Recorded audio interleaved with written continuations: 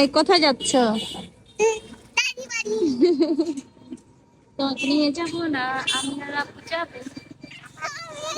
দীর্ঘ অনেকদিন পর আজকে আমি শ্বশুরবাড়ি যাব। অনেকে বলে আমাকে যে আপু আপনি তো সবসময় রাজশাহীতেই যান, তাহলে কি শ্বশুরবাড়ি যান না? যাই যাই, দেখেন এই তো টিকিট কেটে নিলাম, এখন আমার পছন্দের খাবারগুলো নিয়ে নিচ্ছি। খাবার ছাড়া তো বাসে ওঠা যাবে না। আর এই সুন্দর ওয়েদারে এখন দোল খেতে খেতে চলে যাব আমার শ্বশুরবাড়ি। আর হ্যাঁ, আমার শ্বশুর বাড়িতে আমার শ্বশুর আর শাশুড়ি থাকে, সবাই আমরা বাইরে থাকি বিভিন্ন কাজের ক্ষেত্রে। আর এখন সংসার লাইফটা এত বড় হয়ে গেছে, বাচ্চাদেরকে মানুষ করা সবকিছু মিলে আর কি হয়ে ওঠে না। এই জন্য আর কি বাড়িতে একটু কম যাওয়া হয়। রাজশাহীতে বিভিন্ন কাজের ক্ষেত্রে যাই, কিন্তু ফাইনালি আমার শ্বশুর বাড়ি আছে, বুঝছেন?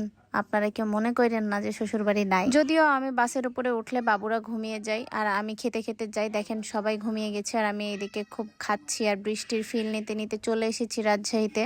রাজশাহীতে আসা মাত্র দেখছি বৃষ্টি একদমই কমে গেছে, বাট আমরা যখন চাপাই থেকে রওনা দিয়েছিলাম প্রচুর বৃষ্টি হচ্ছিল। আর এই সে আমার রাজশাহীর গন্তব্যস্থান, যেখানে বাস এসে দাঁড়ায়। আজকে তো আমার ছেলে বলছে নানি বাড়ি যাবা না, তো বললাম যে না, নানি বাড়ি যাবো না, আজকে তোমার গন্তব্য দাদি বাড়ি। তো আমি এখান থেকে যাওয়ার সময় কেন যেন একটু মন খারাপ হচ্ছিল। সব থেকে বড় কথা হচ্ছে আমার খালামণিকে অনেক মিস করি। তারপর আমাদেরকে আবার বাস থেকে নেমে যেতে হয়, বাস থেকে নেমে সিএনজি নিতে হয়, চাপাই থেকে রাজশাহী আসতে হয়, রাজশাহী থেকে আবার আমাদেরকে মোহনপুর আসতে হয়। তো আমার বাবুটা অনেক বেশি ক্লান্ত হয়ে গেছিল, আসলে অনেকক্ষণ স্টে করতে পারে না আমার ছেলে, ওর ক্ষুধা লেগে যায়, ওর মিনিটে মিনিটে ক্ষুধা লাগে, তো ওর ক্ষুধা লেগেছিল। এত কিছু খাওয়ার পরেও তার নাকি পেট ভরেনি। তারপর সিএনজি থেকে নেমে এখন আমরা ভ্যানে করে চলে যাচ্ছি বাসায়।